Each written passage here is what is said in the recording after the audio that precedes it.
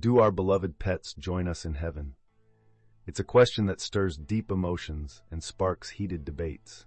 Today we're diving into this fascinating and controversial topic. Stay with us until the end for a special prayer. The righteous care for the needs of their animals. Proverbs 12:10. This sets the tone for our biblical exploration. In the grand tapestry of creation, as narrated in the sacred pages of Genesis 1:24-25, we find the origins of the animal kingdom intricately woven by the very hand of the divine. And God said, "Let the earth bring forth living creatures according to their kinds, livestock and creeping things and beasts of the earth according to their kinds." And it was so. And God made the beasts of the earth according to their kinds, and the livestock according to their kinds, and everything that creeps on the ground according to its kind. And God saw that it was good.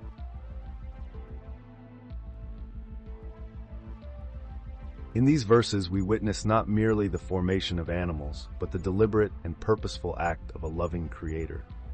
Each creature, from the majestic beasts that roam the plains to the tiniest insects that scuttle beneath our feet, was deemed good by God. This pronouncement of goodness is not a casual approval, but a profound recognition of their intrinsic value within God's creation. The significance of animals in the biblical narrative extends beyond their physical creation. It echoes the very nature of God's generosity and care. Animals were given life and breath, an integral part of the ecosystem that sustains creation. They serve roles that are both visible and mysterious, contributing to the beauty and balance of the world. Moving forward from Genesis, we encounter a transformative vision in Isaiah 11 verse 6-9, where the prophet foresees a future kingdom of peace and harmony. The wolf shall dwell with the lamb, and the leopard shall lie down with the young goat, and the calf and the lion and the fattened calf together, and a little child shall lead them. The cow and the bear shall graze, their young shall lie down together, and the lion shall eat straw like the ox. The nursing child shall play over the hole of the cobra, and the weaned child shall put his hand on the adder's den. They shall not hurt or destroy in all my holy mountain, for the earth shall be full of the knowledge of the Lord as the waters cover the sea. This prophetic vision paints a picture of an eschatological reality, where the animosity between predator and prey is dissolved, replaced by an unprecedented peace. This harmony is not just an absence of violence, but a positive, profound reconciliation that pervades all of creation. In this portrayal, animals are not mere backdrops to human action, but active participants in the unfolding divine plan of restoration. What Isaiah glimpses is a return to an Edenic state, a reflection of the world as it was intended to be before the fall. It is a world where humans and animals coexist in mutual respect and safety, a testament to the transformative power of God's redemptive love.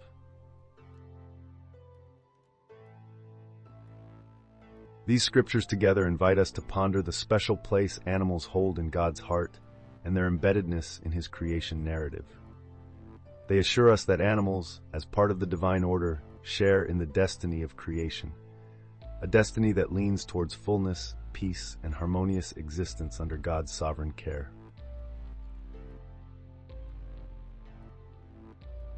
In contemplating these passages, one might find a deeper understanding of God's character, His delight in diversity, His commitment to peace, and His inclusive vision for all His creatures.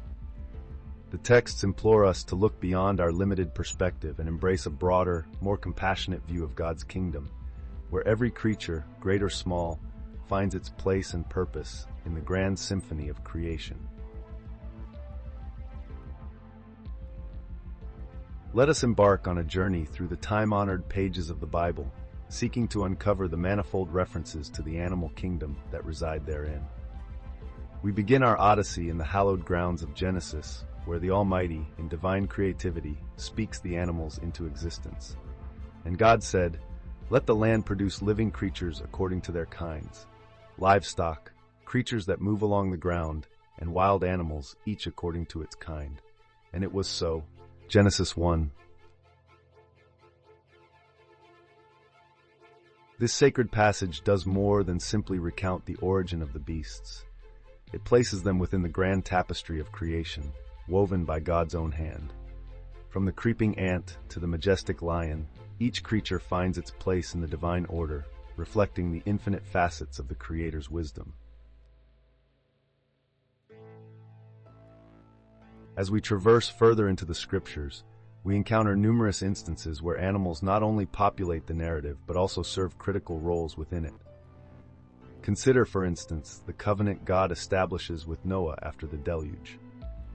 In this solemn promise, the Lord extends his covenant beyond humanity, encompassing every living creature on earth, Genesis 9:10.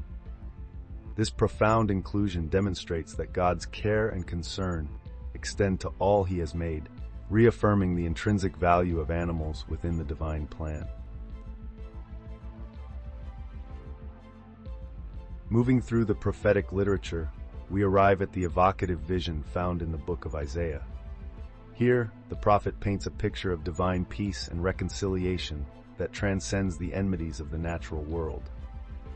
The wolf will live with the lamb, the leopard will lie down with the goat, the calf and the lion and the yearling together, and a little child will lead them. Isaiah 11 verse 6. This prophetic imagery envisions a future kingdom where the natural order is not abolished but transformed, harmonized under the sovereignty of a just and compassionate God. The Psalms, too, resound with the acknowledgement of animals in God's creation. Psalm 104, a hymn of creation, exults, "How many are your works, Lord? In wisdom you made them all. The earth is full of your creatures." Psalm 104:24. Here, the psalmist celebrates the manifold diversity of life, recognizing animals as integral threads in the intricate fabric of life ordained by God. Furthermore, the book of Job, in its profound exploration of suffering and divine justice, casts our attention upon the wild and untamed creatures that inhabit the earth. God's discourse from the whirlwind, Job 38-41, invokes the mystery and majesty of creatures like the behemoth and the leviathan, urging Job and us to contemplate the grandeur and inscrutability of divine creation. These passages underscore the notion that animals, in their wonder and wildness, reflect aspects of God's nature that are beyond human comprehension. Lest we think the New Testament mute on the matter, we find that animals play symbolic and practical roles throughout the gospel narratives. Jesus himself is often depicted with animals, be it the humble donkey that bore him into Jerusalem, or the sheep that serve as metaphors in his parables. Indeed, the image of Christ as the Good Shepherd, John 10:11, intimately connects the divine with the care of creatures, illustrating a relationship of guidance, provision, and sacrifice. In the revelation of John, the culmination of biblical prophecy, we again encounter the profound reverence for all creation. As the vision unfolds, creatures of various forms populate the scenes of divine revelation, symbolizing the entirety of creation in worship of the Almighty. Then I heard every creature in heaven and on earth and under the earth and on the sea, and all that is in them, saying, "To him who sits on the throne and to the Lamb be praise and honor and glory and power, forever and ever." Revelation 5:13. This sweeping survey of biblical texts offers a compelling tapestry, revealing that animals are not mere background elements in the divine narrative, but active participants and symbols of God's creative and redemptive purposes.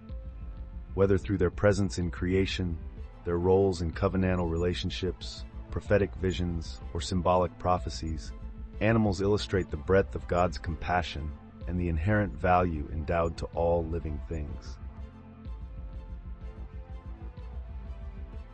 As we reflect upon these scriptures, we come to recognize that the Bible presents a holistic view of life, where humanity and the animal kingdom are interwoven in a shared existence under the divine gaze.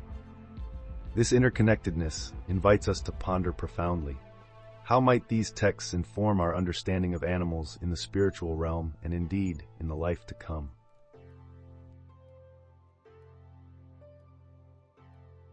In embarking upon an exploration of the historical context regarding animals in ancient Israel and early Christianity, we must first understand the intimate weave of life thread that bound humans and animals together. Picture a tapestry where each thread, though individual in its path, contributes to the beauty and integrity of the whole. Such was the relationship between humans and animals in these formative periods of spiritual history. In the era of ancient Israel, life unfolded against the backdrop of an agrarian society. Livelihoods depended upon the animals that toiled in the fields, provided transport, and furnished food and clothing. Oxen and donkeys were not merely beasts of burden, but valued partners in the laborious cycle of planting and harvest, while sheep and goats were treasured for their wool and milk. This sense of interdependence is poignantly captured in the writings of the Old Testament. Consider, for instance, the book of Proverbs, where we encounter the verse, "A righteous man cares for the needs of his animal, but the kindest acts of the wicked are cruel." Here, we glimpse a moral framework that extends beyond human society to encompass the very creatures that share our world. This verse underscores a prevailing ethos of compassion and stewardship, a recognition of the moral imperative to care for and respect the animals that played so pivotal a role in daily existence. Yet animals were not solely confined to the mundane rhythms of work and survival. They occupied significant places within the spiritual and ritual life of the community. In the sacrificial rites of the temple, animals were offered as symbols of atonement and reverence. The smoke of these sacrifices, be it of a lamb, goat, or bull, carried the supplications and gratitude of the people heavenward. This practice, though foreign to modern sensibilities, was rooted in the belief that such offerings were not mere transactions, but profound acts of devotion. As we traverse the pages of the New Testament, the context shifts yet retains a continuity of reverence. In the teachings of Jesus, we find a deepened regard for the natural order. Recall his words in the Gospel of Matthew, "Are not 5 sparrows sold for 2 pennies? Yet not one of them is forgotten by God." These words encapsulate a universal care and attentiveness that embraces even the smallest of creatures, affirming their inherent worth. It is also noteworthy to reflect upon the early Christian community, which inherited and transformed the rich tapestry of Judaic tradition. This nascent community, while grappling with the exigencies of persecution and the struggle for survival, did not eschew the legacy of respect for creation that it had inherited. Indeed, we find in the writings of the Church Fathers, such as St. Augustine and St. Basil, expressions of theological insight that extend compassion to all living beings. St. Basil's prayer for animals, for instance, is a testament to a love that mirrors divine compassion. O God, enlarge within us the sense of fellowship with all living things, our brothers the animals, to whom you gave the earth as their home in common with us. Therefore, to fully appreciate how animals were perceived in these historical periods, we must recognize that they were seen not merely as resources to be used, but as integral participants in the sacred drama of life. Whether in the fields, in ritual sacrifice, or as subjects of divine care, animals held a place of significance that intertwined with the spiritual and practical elements of human existence. In conclusion, this historical context invites us to ponder the enduring legacy of these ancient perspectives. It beckons us to recall a time when the line between the sacred and the mundane was more permeable, when the well-being of all creation was interwoven with the pursuit of righteousness.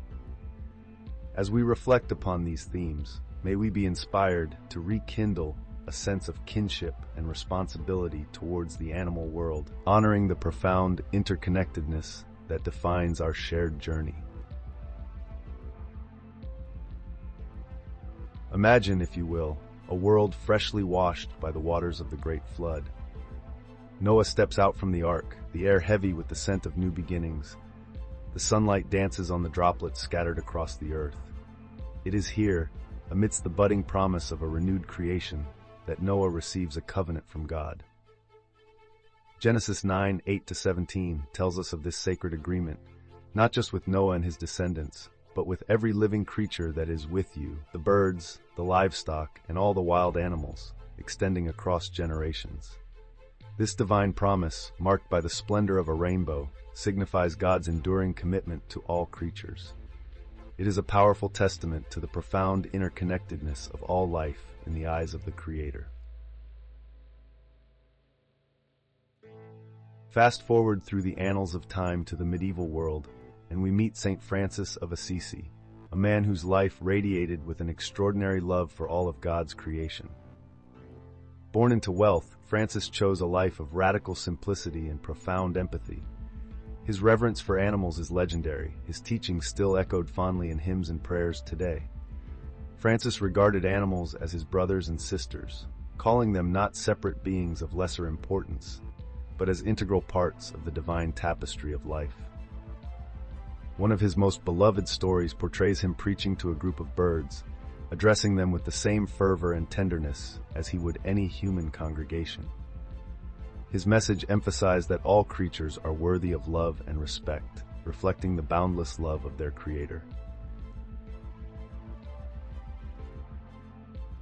Both Noah and Saint Francis offer us a lens through which to view animals not merely as beasts of burden or sources of sustenance, but as cherished participants in God's creation, worthy of covenantal promises and spiritual kinship. Their lives and teachings challenge us to reconsider our role in the divine narrative, calling us to a higher standard of stewardship and compassion. In Noah's covenant, we see a divine assurance that resonates through ages, reminding us of our shared destiny with all living beings. Saint Francis, with his gentle words and actions, teaches us that our spiritual journey is intricately woven with the lives of the creatures around us. Together, these figures illuminate a path towards a more inclusive understanding of creation, one where every living thing has a place in the heart of the divine. Their stories beckon us to embrace a theology that honors the dignity and sanctity of all life, urging us to reflect on how we can live out this sacred duty in our everyday interactions with the world around us. Through Noah and Saint Francis, we are invited into a deeper, more compassionate relationship with nature, recognizing the divine fingerprints in every creature we encounter. Ladies and gentlemen, I invite you to ponder a profound and pivotal question, one that is essential to our understanding of our place within God's creation. What does it mean to have dominion over the animals, as described in the Holy Scriptures? The passage in Genesis 1:26-28 is pivotal in this discussion. It declares, "Then God said, 'Let us make mankind in our image and our likeness, so that they may rule over the fish in the sea and the birds in the sky, over the livestock and all the wild animals, and over all the creatures that move along the ground.'"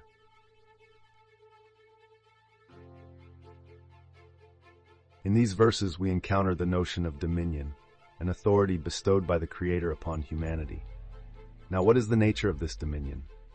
Is it a carte blanche for exploitation, or does it encode a deeper moral and spiritual responsibility?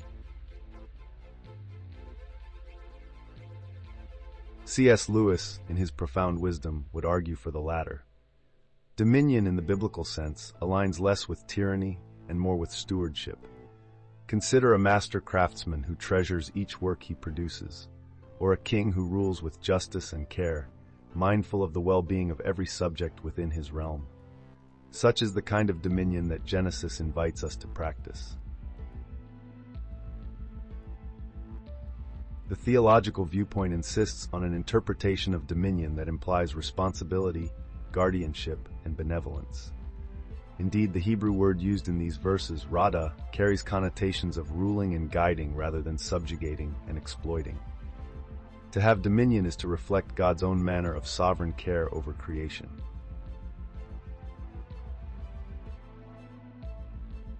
It behooves us, then, to act not as conquerors of the earth, but as caretakers, entrusted with the flourishing of all life forms. This custodial duty extends beyond mere caretaking. It calls for a profound respect and a sacrificial love, a reflection of how God Himself sovereignly governs the cosmos. To further underscore this point, let us turn our attention to the concept of stewardship, a principle deeply interwoven with the idea of dominion. The stewardship model frames mankind as trustees of God's creation. As stewards, we are to ensure that our dominion is exercised in ways that preserve and honor the balance and beauty inherent in the natural world. In this divine framework, animals are not mere resources to be used at our whims, but fellow creatures of God's world, each with intrinsic value. As stewards, we are called to protect their habitats, ensure their well-being, and respect their role in the divine tapestry of life. Indeed, stewardship is a holy vocation, demanding wisdom, compassion, and a commitment to the greater good.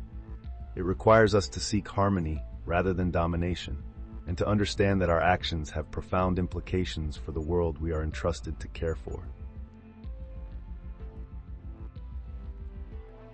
This raises a significant theological imperative. To disregard our stewardship is not only to harm the creation, but to disobey the Creator.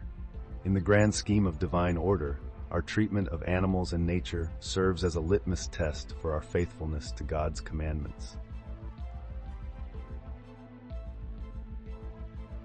Let us conclude by recalling the words of Proverbs 12:10. The righteous care for the needs of their animals, but the kindest acts of the wicked are cruel. This scripture poignantly captures the essence of true dominion. Righteousness, characterized by care and compassion, stands in stark contrast to the cruelty that stems from a corrupt understanding of dominion.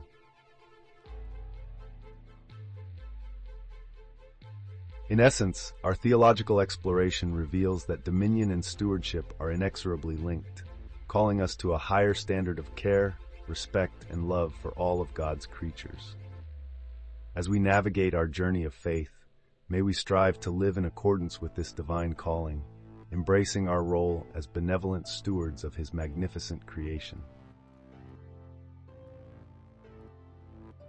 Let us embark upon an exploration of the thoughts and contributions of notable theologians whose ponderings have walked the fine line between heaven and earth, spirit and flesh.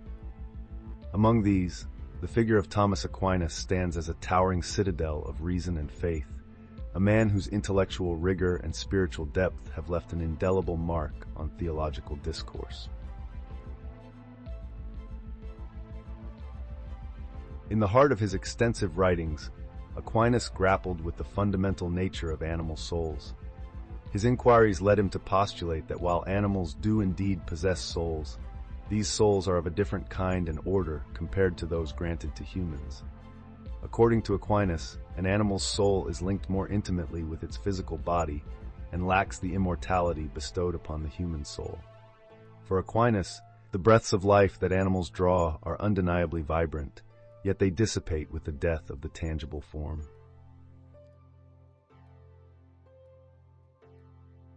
This divergence in the nature of souls sprung from Aquinas' Aristotelian framework, which considered the soul as the form of the body. Thus, the soul's existence depended on its physical counterpart, an existence that ceases in the absence of the body. In stark contrast, the human soul, created in the image of the divine, carries forward an eternal continuity, transcending the demise of its earthly vessel.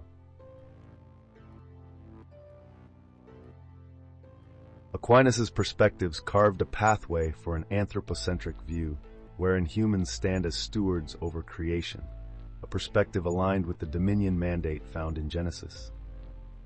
His theology granted a special status to humanity, inviting a deeper understanding of human responsibility and ethical treatment of the animal kingdom. Thus, one must not misconstrue Aquinas' arguments as a dismissal of animals' intrinsic value. Rather, through his exploration of nature and existence, he endorsed a model where humans, blessed with reasoning capabilities and the immortal soul, are beckoned to reflect divine kindness and stewardship towards all living beings. This intricate mesh of human superiority in spiritual matters and ethical obligation in earthly dealings rendered his theology both profound and compassionate. Modern theological thought continues to oscillate between these ancient apprehensions and newer understandings. As we traverse through fields such as ecological theology and animal ethics, we see Aquinas' shadow lengthening across centuries, guiding dialogues and reflections. Contemporary theologians often revisit Aquinas not to affirm a fixed conclusion, but to engage in a vibrant conversation that harks back to his well-formed questions about the essence of life and the span of eternity.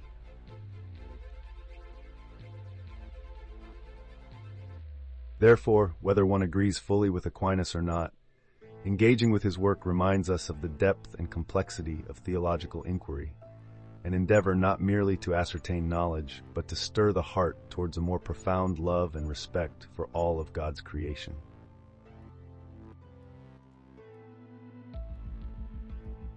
Let us embark on a thoughtful journey through the realm of traditional theological perspectives, ones that suggest animals do not ascend to the heavenly abode.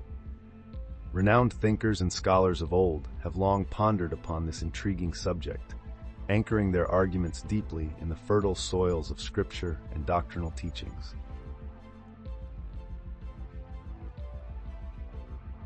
A preeminent point often raised by traditionalists lies within the unique status bestowed upon humanity as the Imago Dei, the image of God. Genesis 1, verse 26 to 27 expounds on this uniqueness, declaring, "Then God said, 'Let us make man in our image, after our likeness, and let them have dominion over the fish of the sea, and over the birds of the heavens, and over the livestock, and over all the earth, and over every creeping thing that creeps on the earth.'" Herein, the theologians discern a distinct demarcation. Humans are set apart in their creation, endowed with dominion and reflective of God's image, a stature not conferred upon the animal kingdom.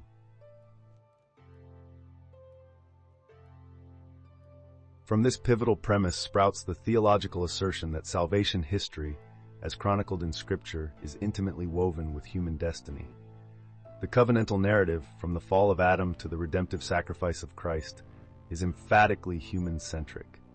Romans 5:12 illustrates this. "Therefore, just as sin came into the world through one man, and death through sin, and so death spread to all men because all sinned." The weight of sin, the need for redemption, and the promise of salvation are intricately tied to humanity's existential plight. This traditional viewpoint gains further momentum when reflecting upon Christ's incarnation, crucifixion, and resurrection. The mission of Jesus Christ, as depicted in the New Testament, focuses explicitly on human salvation. In John 3, verse 16, we read, "For God so loved the world that he gave his only Son, that whoever believes in him should not perish but have eternal life." The emphasis here is compelling. The gift of eternal life is linked with belief, an act of faith and conscious decision that, as per traditionalists, animals are incapable of making. Additionally, theologians draw upon eschatological visions, such as those in the book of Revelation, to illustrate the endpoint of salvation history where the redeemed are gathered. Revelation 21, 3-4 proclaims, "And I heard a loud voice from the throne saying, 'Behold, the dwelling place of God is with man. He will dwell with them, and they will be his people, and God himself will be with them as their God. He will wipe away every tear from their eyes, and death shall be no more. Neither shall there be mourning, nor crying, nor pain any more, for the former things have passed away.'" The recurrent theme underscores the relationship between God and humanity, suggesting a human-focused culmination of divine redemption.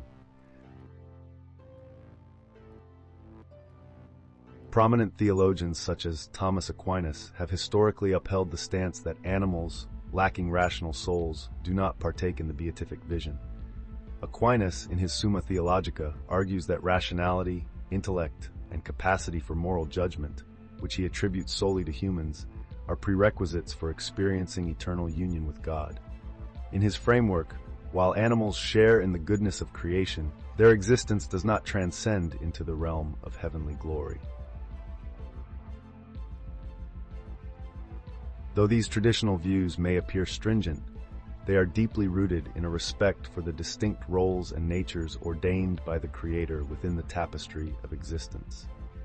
The theological reverence for humanity's unique capacity for moral reasoning, spiritual communion, and salvific potential provides a lucid rationale for this perspective. Hence, to traverse this theological landscape is to recognize an enduring commitment to the belief in human uniqueness as central to God's redemptive plan.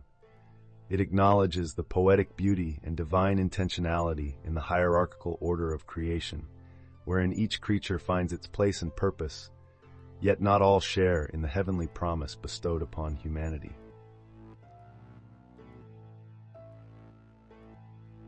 In considering the traditional views that limit the concept of the afterlife to human souls, it is both illuminating and invigorating to delve into the alternative theological perspectives that suggest a wider inclusivity. These perspectives are anything but trivial, for they challenge us to expand our understanding of divine compassion and the intrinsic value of all creatures. One such viewpoint arises from the modern theological argument rooted in the nature of God's love and justice. These thinkers propose that if God's love is indeed boundless and His justice impeccable, then it would seem rather incongruous for animals, who often display loyalty, love, and innocence, to be excluded from eternal paradise.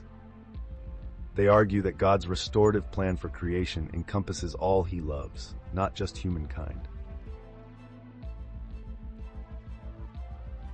Another compelling perspective comes from the philosophical realm, particularly the notion of panentheism, which posits that everything exists within God, and God exists within everything. Proponents argue this interconnectedness means animals who are part of God's creation share in the divine essence, and thus have a place in eternity. This theory echoes the sentiments in the book of Revelation, where John speaks of a new heaven and a new earth, implying a renewal and restoration of all creation, not merely the human part. Additionally, contemporary theologians often draw upon eschatological visions, such as Isaiah's peaceable kingdom, where the wolf dwells with the lamb and the lion eats straw like the ox, a vivid picture of harmony that extends beyond human relationships. This prophetic vision is not merely symbolism, but a foretaste of the kingdom to come, where all of God's creatures live in a redeemed creation. Furthermore, some interpret the covenantal promises found in scriptures, notably in Genesis 9, where God makes a covenant not only with Noah, but with every living creature. If covenants are perpetual, as divine covenants are traditionally understood, then they might also pertain to the eventual destiny of these creatures. There's also an appeal to the practical experiences and anecdotal evidence from believers who recount the profound bonds shared with their pets and the spiritual experiences involving animals. These accounts challenge the community of faith to acknowledge a divine mystery too grand for human comprehension, yet hinting at a larger scope of redemption. Thus, these alternative perspectives, while diverse and multifaceted, converge on the profound belief that God's grace overflows beyond human boundaries, enveloping the entirety of His creation. They encourage us to reimagine the scope of divine mercy and to hold an eschatological hope that embraces all living beings. Indeed, to entertain these perspectives is not merely an intellectual exercise, but a call to deepen our reverence for the Creator and His creation. It is an invitation to extend our theological and philosophical horizons, fostering a more comprehensive appreciation of the divine narrative that culminates in the restoration of all things. Let us embark on a fascinating journey, exploring how various religious beliefs compare with the biblical understanding of animals in the afterlife. In this grand mosaic of faiths, we find that each tradition carries its own profound and thought-provoking perspectives. In the Christian tradition, as we have previously explored, animals are seen as part of God's creation, imbued with significance from the very first chapters of Genesis. Yet the Bible offers a more reserved outlook on animals' place in the afterlife, focusing primarily on human souls and their salvation. The scriptures, while rich in symbolism involving animals, do not provide explicit assurances about their eternal destiny, leaving room for theological debate and contemplation. Journeying eastward to the beliefs of Hinduism, we encounter a vastly different landscape. Here, the concept of reincarnation plays a pivotal role. Animals, just like humans, are seen as part of an eternal cycle of birth, death, and rebirth. This idea, known as samsara, suggests that souls migrate through various forms of existence, potentially experiencing life as humans or animals in different lifetimes, depending on their karma. For Hindus, the boundary between animals and humans is fluid, with the possibility of one evolving into the other across lifetimes according to one's actions and spiritual progress. This belief imbues animals with a spiritual significance and respect, recognizing them as fellow travelers on the path to moksha, or liberation. Buddhism, which emerged from the fertile grounds of Hindu thought, also regards animals with a deep sense of empathy and moral concern. In Buddhism, all sentient beings, including animals, are capable of suffering, and thus are deserving of compassion. The first precept of Buddhism encourages followers to abstain from harming any living being. The cycle of rebirth, or samsara, is similarly embraced, where one's actions, karma, determine future existences. Animals are often seen as beings trapped in unfortunate realms of existence, suffering due to past karma. However, their plight serves as a poignant reminder of the urgency for all beings to strive for enlightenment and escape the cycle of suffering. Even in these lowly forms, animals are recognized as possessing the inherent Buddha nature, the potential for spiritual awakening.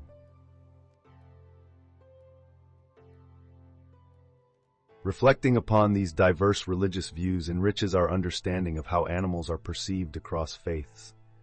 Hinduism and Buddhism offer visions of a cosmos where animals share in the spiritual journey, intertwined with human destinies, moving through cycles of rebirth.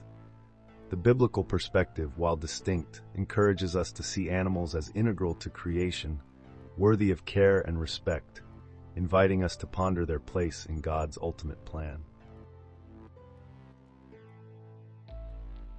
Such explorations challenge us to broaden our hearts and minds.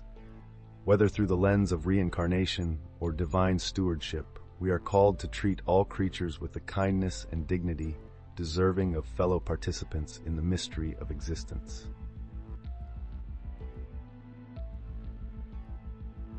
This comparative reflection not only illuminates the common threads of compassion and reverence woven through different faiths, but also enriches our spiritual discourse. As we contemplate the fates of our beloved animal companions, let us do so with humility and an openness to the vast tapestry of belief that spans our world.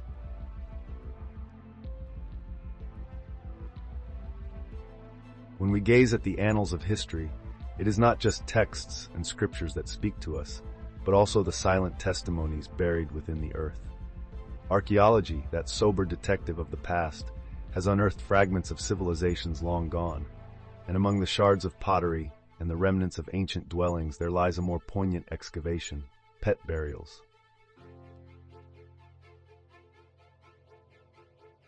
Imagine, if you will, a time when the earth was not paved over with concrete, but instead was a canvas of fields and forests. In such a world, men and women lived in intimate proximity with the creatures of the earth, forming bonds not unlike those we share with our own pets today. Archaeological discoveries have revealed graves where animals were interred with the same care and reverence as human beings. These discoveries are more than mere curiosities. They are a profound testament to the place animals held in the hearts and minds of ancient people.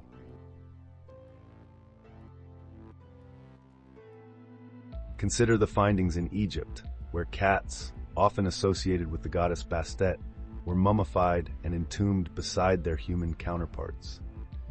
This practice speaks volumes about the spiritual significance attributed to these creatures, suggesting that they were not merely companions in life, but were also believed to accompany their owners into the afterlife.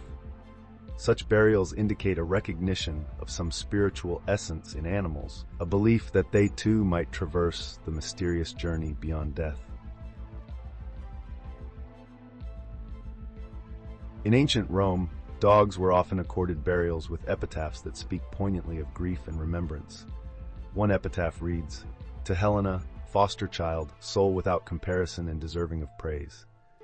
Here, the dog Helena is mourned not just as a pet, but almost as a member of the family, reflecting a depth of emotional connection that transcends mere utility. These ancient practices extend beyond the Mediterranean world. In early Persian culture, dogs were venerated for their protective qualities and were given ritual burials. The famous Ganj Dareh site in Iran revealed the skeletal remains of a dog buried in a manner suggesting a deep spiritual or ritual significance. Such findings compel us to acknowledge that humans have long considered their animals as more than mere beasts of burden or tools of the hunt. Moreover, recent excavations in the Americas, such as at the Cahokia site near the Mississippi River, have uncovered the remains of dogs buried in ceremonial contexts.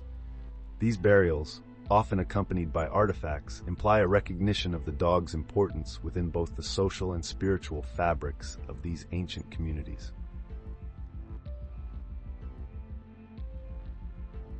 When we stitch together these archaeological threads from diverse cultures and epochs, a pattern emerges. It is a pattern that evidences a widespread, cross-cultural reverence for animals, suggesting a shared belief in their spiritual significance. Such discoveries invite us to ponder how the ancients conceived of their relationship with the natural world and the creatures within it. Thus, when we reflect on the spiritual beliefs of the past, these archaeological finds remind us that the question of animals in the afterlife is not a modern concern. It is a query that has echoed through the corridors of time, buried beneath layers of earth and history, waiting to be unearthed and contemplated anew. The reverence shown in these ancient burials invites us to step back, to look with fresh eyes at the bonds we share with the creatures of our world, and to reconsider the possibility that perhaps, in the grand and unfathomable silence of the afterlife, there is room for all of God's creatures. My dear reader, it is an intriguing prospect that archaeological and textual discoveries can stir fervent debates among scholars and theologians. Yet such is the nature of our quest for truth and understanding. In recent years, an array of findings has nudged open long-sealed books of theological discourse, inviting us to ponder anew the fate of animals in the realms beyond our mortal coil. Imagine, if you will, discovering ancient inscriptions or unearthed relics that hint at a profound respect for the animal kingdom. Such discoveries are like whispers from the past, beckoning us to re-examine our theological assumptions. These relics often depict scenes of reverence, where animals are treated not merely as beasts of burden, but as sentient beings with a unique place within the divine creation. One renowned debate centers on the interpretation of funerary practices across various ancient cultures. Some scholars propose that the burial of pets alongside humans signifies a belief in a shared afterlife. This hypothesis naturally raises questions about the soul and its boundaries, questions that have tantalized theologians for centuries. Does such evidence suggest an ancient hope that our earthly companions will traverse the veil of death with us? Or is it merely a reflection of an affectionate bond that ends with the grave? Yet another captivating discourse arises from textual discoveries, the stories and scriptures of old. The biblical narrative itself provides fertile ground for scholarly debate. For instance, the covenant with Noah, mentioned in Genesis 9:8-17, which extends to every living creature, indicates a divine concern for all life. Some theologians argue this suggests that animals hold a token of the promise of redemption. Others, however, caution against reading too much into an ancient text, reminding us that the primary thrust of salvation history is the relationship between the Creator and humanity.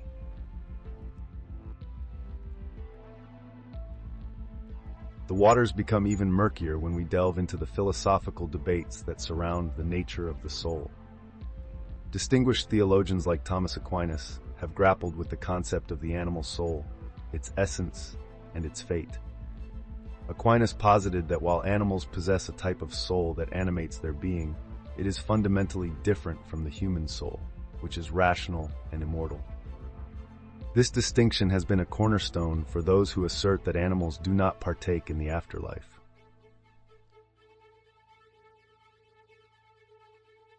However, contemporary scholars have been revisiting and, in some cases, challenging these classical views. By examining new archaeological finds and their implications, they explore the possibilities of a more inclusive understanding of the afterlife. Such a perspective may recast the ancient and medieval concerns in a modern light, suggesting a divine love that encompasses all of creation, as expressed vividly in the prophetic visions of Isaiah 11 verse 6 to 9. In the end, dear reader, the debate over the afterlife of animals remains as open as the horizon at dusk, endless yet elusive, hinting at profound mysteries beyond our grasp. Whether one leans towards a literal interpretation of the ancient texts or is swayed by the philosophical and archaeological arguments, the discussion continues to enrich our understanding of faith, creation, and the eternal hope that weaves through the fabric of our existence. Throughout the annals of history, instances of miraculous events involving animals have been a source of awe and spiritual reflection. Such tales not only capture our imagination, but also offer profound insights into the theological tapestry of our faith. To dive into these stories is to walk through an enchanted garden where the divine dances with the mundane and the ordinary becomes extraordinary. One of the most celebrated stories is that of Saint Francis of Assisi, a saint whose life was intertwined with the natural world. It is said that Saint Francis once preached to a flock of birds. As he spoke, the birds remained still and attentive, their eyes fixed upon him, as if understanding his words. This event is not a mere anecdote, but a testament to the harmony and respect between humanity and creation that Saint Francis embodied. The theology here speaks of a restored creation, where all beings live in unity, acknowledging the same Creator. Another remarkable account comes from the life of Elijah, a prophet in the Bible. In the Book of Kings, Elijah is fed by ravens during a period of drought and famine. These birds brought him bread and meat, sustaining him in a time of dire need. This story reflects the providence of God, who uses even the creatures of the air to care for his servants. It is a vivid illustration of divine intervention, where the natural world becomes an instrument of God's will. In the New Testament, we find the story of Balaam's donkey. As Balaam traveled to meet the king of Moab, an angel of the Lord stood in his path. Balaam could not see the angel, but his donkey did, and refused to move forward. Frustrated, Balaam beat the donkey until it spoke, asking, "What have I done to you to make you beat me these 3 times?" This miraculous event serves as a humbling reminder that God's message can be delivered through any part of his creation, and that often, human beings are blind to the spiritual realities around them. A more modern instance involves a dog named Greyfriars Bobby in 19th century Scotland. Bobby was known for guarding his master's grave for 14 years until his own death. The loyalty and faithfulness exhibited by Bobby resonated deeply with the people, prompting reflections on themes of love and devotion that transcend even death. While not a biblical account, Bobby's story reflects the theological virtue of fidelity and the profound connections that can exist between humans and animals. These stories, whether from ancient scriptures or more recent times, evoke a sense of wonder and underscore a significant theological principle: that creation is imbued with God's presence and that He can reveal His nature and will through all creatures. The miraculous events involving animals challenge us to expand our understanding of God's interaction with the world, recognizing that His ways are often beyond our comprehension, but always infused with purpose and meaning. The theological significance of these miraculous events involving animals is multifaceted. First, they highlight God's sovereignty over all creation. Whether through a flock of birds listening to a saint, a raven providing sustenance, or a donkey speaking truth, these events show that God's dominion extends to all creatures, great and small. He is the Lord of the cosmos, orchestrating His purposes in ways that often defy human logic. Secondly, these stories remind us of the intrinsic value of animals within God's creation. They are not mere background actors in the grand narrative of human history, but are participants in the divine story. The fact that God would use animals in miraculous ways signifies their importance and the care He has for all His creatures. It challenges us to reconsider our relationship with the natural world, urging us towards stewardship and compassion. Lastly, these miraculous events serve as metaphors for spiritual truths. The attentive birds of St. Francis symbolize the call to listen to the divine word. Elijah's ravens remind us of God's provision in times of need. Balaam's donkey speaks to the necessity of spiritual vision, and Greyfriars Bobby exemplifies unwavering loyalty. In each case, the animals are not just passive recipients of divine action, but are active symbols of God's ongoing revelation.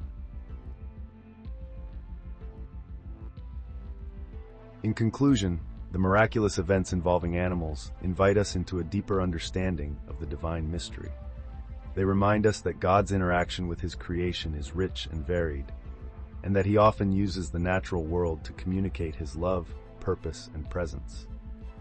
As we reflect on these stories, let us be encouraged to witness the wonder of creation with fresh eyes, seeing each creature as a testament to the Creator's boundless imagination and care.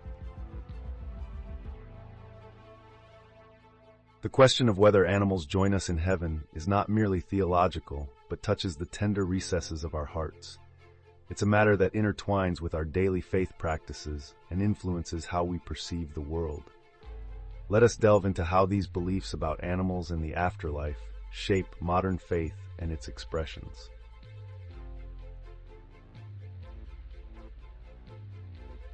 Imagine, if you will, a devout woman tending to her garden.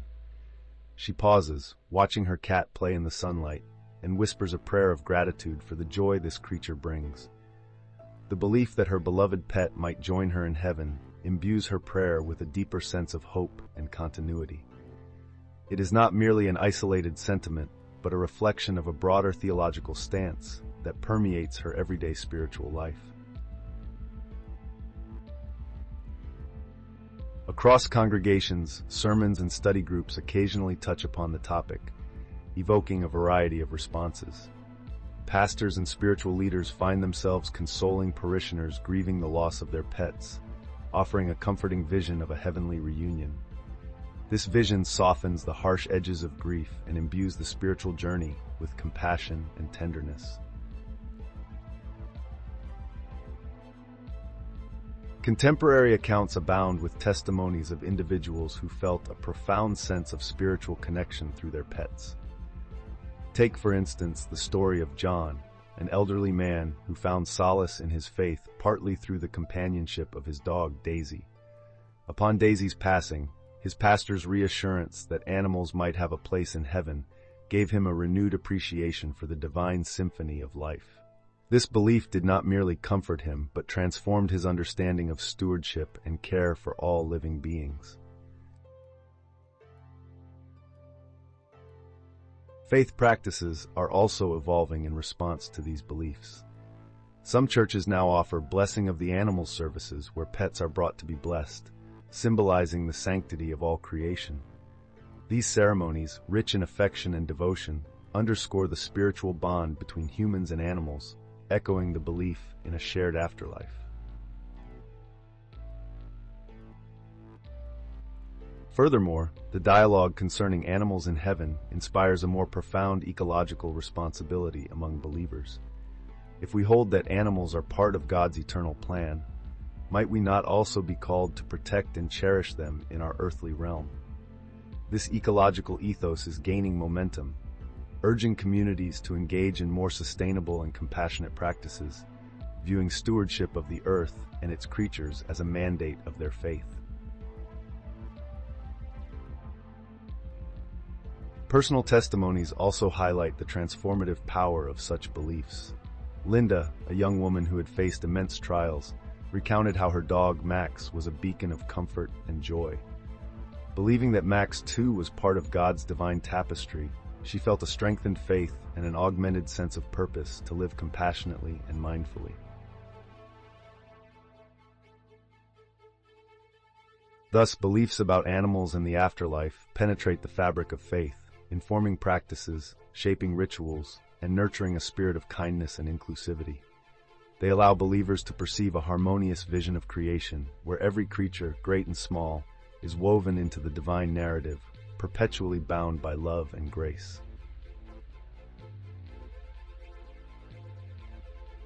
In the realm of cultural representations, the notion that animals might enjoy an afterlife has found a myriad of expressions, ranging from the beautifully poignant to the whimsically speculative. Art, literature, and popular culture have long been canvases where humanity projects its deepest hopes, fears, and imaginings, and the afterlife of animals is no exception. One needs only to glance at ancient artifacts to see this. Egyptian tomb paintings vividly depict cats and birds, often accompanying their human counterparts into the afterworld. These images suggest a belief that the bond between human and animal transcends the mortal coil, echoing through eternity. Literature, too, is replete with symbolic representations of animals and their potential place in an afterlife. Consider C.S. Lewis's own work, The Chronicles of Narnia.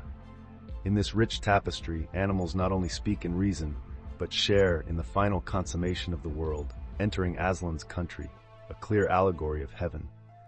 Lewis imbues his narrative with a deep sense of spiritual equality among all creatures, suggesting that animals, like humans, are woven into the fabric of divine redemption. Meanwhile, Beatrix Potter's charming tales, though less explicitly theological, evoke a timeless Eden where animals live in harmony with nature and each other. Her beloved characters, such as Peter Rabbit and Jemima Puddleduck, inhabit a world that almost mirrors the peaceable kingdom prophesied in Isaiah. Their stories resonate with a subtle hope that such harmony might not be confined to our earthly existence. In more contemporary literature, Richard Adams's Watership Down delivers a profound exploration of animal sentience and survival, culminating in a vision of Ella Herrera, the legendary rabbit folk hero, who leads his kind to a promised land, a metaphorical feline Elysium. This narrative underscores a belief that animals participate in stories of salvation and deliverance, journeys that transcend the veil of death. Popular culture further extends these ideas into the collective imagination. Films like All Dogs Go to Heaven and The Lion King explore themes of animal afterlife and resurrection with a poignancy that resonates across generations.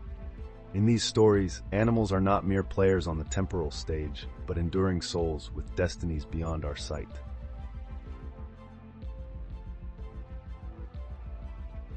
Visual arts also offer a poignant canvas for these notions.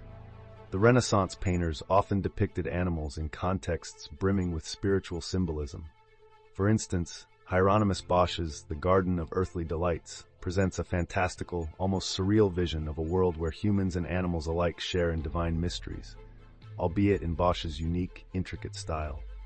Similarly, the serene animals in the works of artists like John Constable evoke a pastoral peace that hints at an eternal sanctuary for all living beings. Contemporary artist Damien Hirst's installations, such as The Physical Impossibility of Death in the Mind of Someone Living, challenge viewers to confront the ultimate fate of all creatures, questioning the stark finality of death and positing a possible continuum beyond. Though more abstract, Hirst's work prompts a reflection on mortality and the potential for an afterlife that includes the animal kingdom. Literature and art alike have been profoundly shaped by these representations, mirroring humanity's desire to understand our interconnectedness with all living creatures. They pose questions that are often metaphysical and theologically complex. Can love that transcends species also transcend death? Is there a place in the afterlife for the companions who shared our earthly journey? It is in these cultural artifacts that we find the echoes of our deepest convictions and imaginings. They remind us that, in the words of G.K. Chesterton, there is no fair fight between the man and the beast, for the beast has a soul and is so far divine.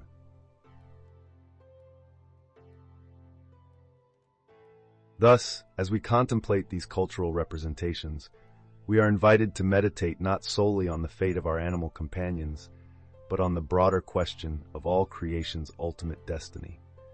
Whether through the brushstroke of a painter, the pen of a writer, or the frame of a filmmaker, the enduring hope shines through, that the bonds we form with the creatures of this world might indeed be honored eternally.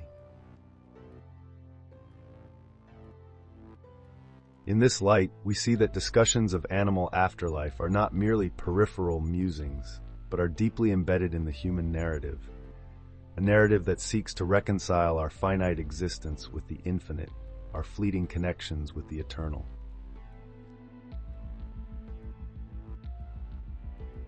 As we draw to the close of our reflection on whether animals join us in heaven, let us first revisit the key findings. Throughout our journey, we have delved into the sacred pages of biblical texts, extracting wisdom and uncovering passages that speak to the role and presence of animals in God's grand design. In Genesis, we observed how animals were the meticulous creations of God, integral to the fabric of life. The prophetic visions of Isaiah offered us a glimpse of a harmonious kingdom where all creatures coexist in peace. Our theological discussions brought to light the variegated perspectives that have emerged over centuries. We examined the dominion granted to humankind and its implications for stewardship over animals. The insightful debates of influential theologians like Thomas Aquinas provided us with nuanced interpretations concerning animal souls and their potential fate in the afterlife. Adding depth to our exploration were comparative insights from other religious traditions, such as Hinduism's cycle of reincarnation and the Buddhist view of animals and the afterlife, enriching our understanding of this profound question from a diverse spiritual landscape. Cultural representations spanning art to contemporary literature revealed how deeply embedded the imagery and symbolism of animals and their transcendental possibilities are within our collective consciousness. These depictions often echo our own hopes, fears, and spiritual longings, making the question of animals in heaven an ever-relevant inquiry.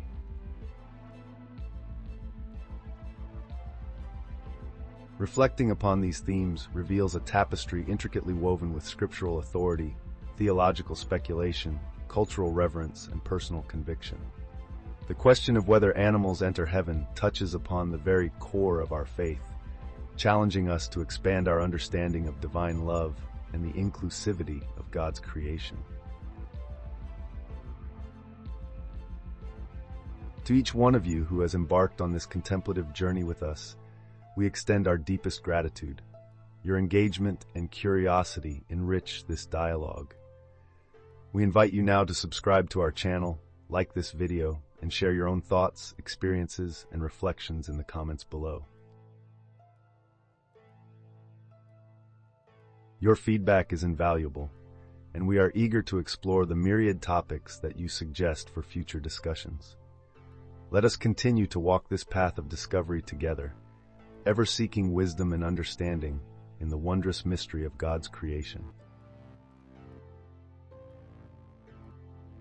Finally, let us bow our heads in reverence and offer a heartfelt prayer.